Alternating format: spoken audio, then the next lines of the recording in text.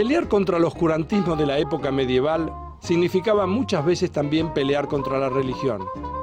Sin embargo, existen casos de eruditos dentro de las ciencias que provienen del seno mismo de la Iglesia. Y aunque suene extraño, quien dio el primer impulso para que llegaran a Europa los números arábigos, que son los que usamos hoy, fue un papa. Es cierto que Fibonacci, a través de su famoso libro Liber Abaci, se encargó de concretar la definitiva inserción del sistema decimal 2 siglos más tarde. El primer adelantado en estas huestes fue Silvestre II, que, gracias a sus viajes por España a principios del siglo XI, entró en contacto con el mundo árabe y de ellos tomó lo que era un concepto inédito en Occidente, el del número 0. Lamentablemente, su propia erudición y sus inventos innovadores despertaron sospechas y fue tildado de brujo, de tener un pacto con el diablo y de inspirarse en obras de autores herejes. Tuvieron que pasar 200 años para que los números arábigos fueran reconocidos en Occidente y para que Silvestre II, quien había llevado la novedad, recibiera el reconocimiento que la historia le debía.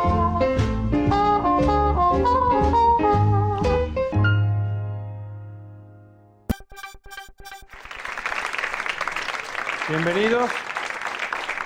Esto es Alterados por Pi. Vamos a hablar hoy de los números. Una de las cosas más curiosas es que en realidad piensen que en algún momento de la historia no había números. O sea, los números en algún momento fueron inventados porque la gente, ¿cómo hacía para contar? Supongamos, la historia dice, supongamos que hubiera habido una persona que contaba ovejas, que criaba ovejas, que cuidaba ovejas. Si la dejaba salir del lugar en donde estaban, ¿cómo hacía esta persona, si no había números, para saber que la cantidad de ovejas que había salido fuera la misma que finalmente terminaban volviendo al establo o a lo que fuere, que tuvieran en aquel momento? Ahora, imagínense que una persona quisiera empezar a contar y a hacer cositas del siguiente tipo. Voy a poner palitos. Si yo digo, bueno, voy a contar palitos porque había muchas ovejas. Estas eran piedritas, palitos, etcétera. Vamos a hacer una cosa. Miren lo que uno está acostumbrado a hacer y no necesita tener los números. A ver.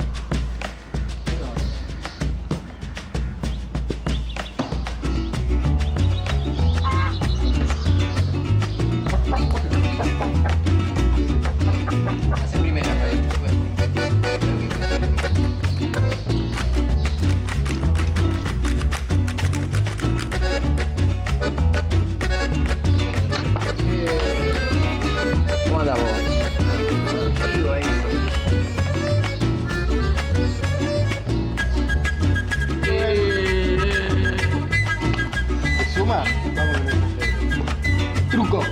No tengo nada. Quiero. Así te van a querer en tu casa. Se me duele la mano.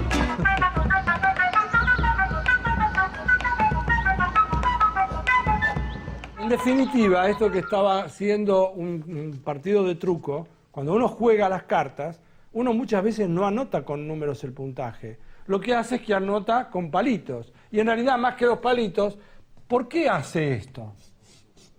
¿Por qué hace esto para contar? Porque son 5 palitos, eso me doy cuenta. Pero ¿por qué lo hace así? Porque le sirve después ¿para qué eso? Para calcular el total, porque yo podría poner otra vez, hasta acá vamos. Y bueno, hasta acá vamos, tengo que empezar cada vez 1, 2, 3. ¿Se entiende lo que estoy diciendo? O sea, uno al poner esto, en alguna parte está como agrupando los palitos, poniéndolos de una manera que le resulte rápido para mirar. Entonces, ahora cuando nosotros hacemos esto, al poner los palitos, uno podría decir, pongo 5 palitos así, 5 palitos así, y ahora los voy agrupando en grupitos de 5.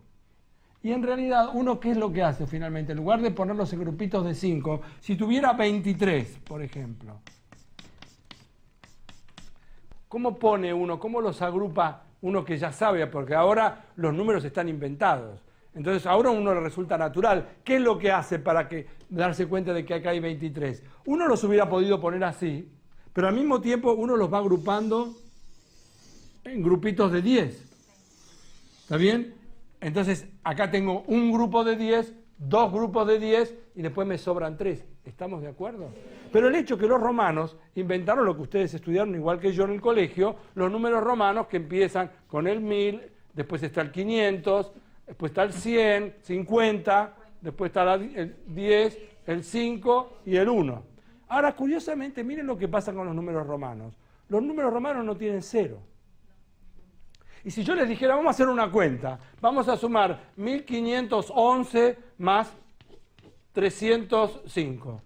Hacer cuenta con números romanos es difícil. Es decir, uno la puede hacer al final, pero esencialmente es complicado hacer cuentas de esta forma. Hubo un señor, el padre se llamaba Bonacho, había nacido en Italia, y el hijo había nacido en Pisa. Y el hijo también, se llamaba Leonardo de Pisa, no vive más ahora, es de la época de 1170 a 1240.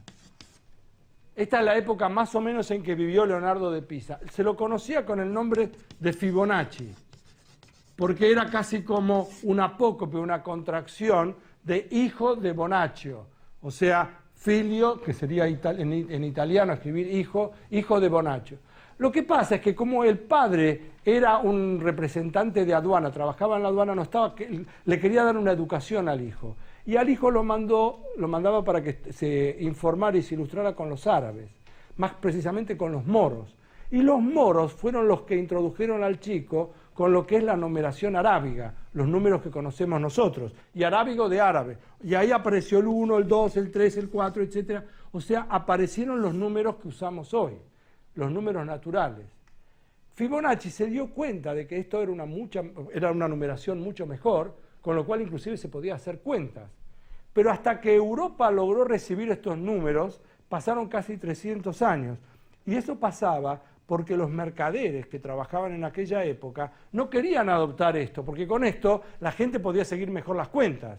En cambio, como les mostré con los números romanos, era un lío. Entonces, obviamente, lo que terminaba pasando es que la gente robaba a las pobres personas que no sabían hacer las cuentas, y ellos sí, y entonces, en definitiva, esto representaba un problema para ellos. Pero después de 200 o 300 años, finalmente emergieron estos números, y estos son los números, no hasta acá nada más. Siguen, es curioso, pero digamos después viene el 6, así 7, bueno. Quiero decir, estos son los que se conocen con el nombre de los números naturales. Y es más, aparece cuando uno mira en algunos libros de matemática, aparece la letra N escrita acá como doble, para que se note bien que son los naturales. Estos números naturales son los números con los cuales uno cuenta. Durante mucho tiempo siguieron estos números, pero resulta que el problema es que faltaba algo y en la humanidad también se produce un cambio muy brusco cuando aparece el 0. En números romanos no había 0. Y de pronto, y esto tiene que ver con la cultura india, aparece el número 0. Entonces, los naturales están ahí, que son los números con los cuales uno cuenta en general, y después aparece el 0, que no es un número natural, está afuera. Y quiero contar entonces qué cosa curiosa pasó. Si uno suma dos números naturales, ¿qué pasa? ¿Tiene un número natural o no? El problema está en que si yo sumar no hay problema, no me salgo de la bolsa de los naturales. Si yo sumo dos naturales me da un número natural. El problema está en que si yo resto dos naturales, depende cómo los reste. Porque si yo hago 7 menos 4, no se sale de la bolsa porque da 3. Si yo hago 8 menos 5, tampoco se sale de la bolsa, también me da 3. Pero el primer problema que tengo es que si hago 8 menos 8, se me complica. Porque el 8 menos 8 da 0 y 0 no es un número natural. Entonces, no solamente el 0 vino a representar la nada. O sea, cuando no hay algo, miren qué interesante, que no haya algo, hace falta poder decir de alguna manera, aquí no hay nada, acá no hay objetos. Es decir, que finalmente aparece el 0 y con el 0 además se pueden hacer operaciones. Porque si uno escribe esto y quiere restar, por ejemplo, si yo pongo así, ahora puedo poner un 0 acá que me hace mucha falta. Y ni hablar si acá también hubiera un 5, en cuyo caso puedo poner así 5, puedo usar el 0, que no solamente representa la nada, sino que cuando uno estaba agrupando en decenas, centenas, potencias de 10, ¿qué quiere decir que yo escriba 7083? que hay 7 unidades de 1000, que no hay centenas, que hay 8 decenas y 3 unidades. O sea, esto no solamente representa la nada, sino que también dice que cuando estoy contando no hay ninguno de los grupitos de a 100. Supongamos que yo quiero comprar algo que tiene la señorita. Quiero comprar lápices. Y resulta que los lápices valen 13 pesos y yo tengo 10. Le doy 10 pesos y ¿cuál es mi problema? Que me faltan 3. De alguna manera yo querría representar que yo hago así, 10 menos 13, y ahora con la bolsa esa no puedo, porque con la bolsa de los naturales y aún con el 0 me faltan números. Y empiezan a aparecer entonces cómo representar las deudas. Y las deudas se representan con los números negativos. Entonces ahora aparece acá que yo puedo poner el número menos 3. Esencialmente, ahora van a aparecer los números que faltan, y los voy a escribir acá. Entonces tengo los números naturales 1, 2, 3, 4, 5, y como les dije, seguía así, etcétera. Está el 0, y de pronto faltan otros números, que son los que completan más estos naturales, el 0, y ahora empiezan menos 1, menos 2, menos 3, menos 4, menos 5, menos 6, etcétera. Todos estos números, ahora los pongo todos adentro de una bolsa y esos son los números enteros. Todos, los naturales, el 0 y todos estos números son los que se llaman los números enteros. Y la particularidad que tiene esto, ahora si sumo dos números enteros, ¿da un número entero? Sí. En particular, yo podría sumar el 7 más el menos 10. ¿Esto cuánto da? Menos 3. ¿Es un número entero o no? O sea que ahora no me salgo de la bolsa. Los números enteros entonces sirven, recopilan todo. Y no solamente eso, hay algunas otras propiedades que tienen los números, porque uno puede sumar dos números enteros y da un número entero. Más, el 0 está metido adentro. Y si acá tengo el número 4, tiene que estar, ¿qué otro número? ¿Habrá algún número que yo pongo el 4 acá que sumado me dé 0? O sea, está el inverso. Si está el 4, está el menos 4, sumados da 0. Si está el 47, tiene que estar también ¿cuál? El menos 47. O sea que están todos los inversos aditivos. Aditivos, ¿se entiende lo que estoy diciendo? Porque cuando lo sumo me da 0. Y además cumplen otra propiedad. Si yo sumo así, tengo 3 números. Los puedo sumar así, primero sumar A más B y después sumar C, o puedo hacer así, sumar B más C y después sumar A. ¿Estamos de acuerdo? Y esto es la propiedad asociativa. O sea, uno toma por hecho que sumar de cualquier forma da lo mismo.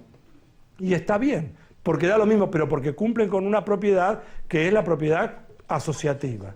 En definitiva, hasta acá, y acá vamos a hacer una pausa, hemos presentado los números naturales primero, el 0 después y los números enteros. Los números enteros englobaban en particular a los naturales y también al 0. Pero falta algo más. Vamos a hacer un recreo y después volvemos con el resto.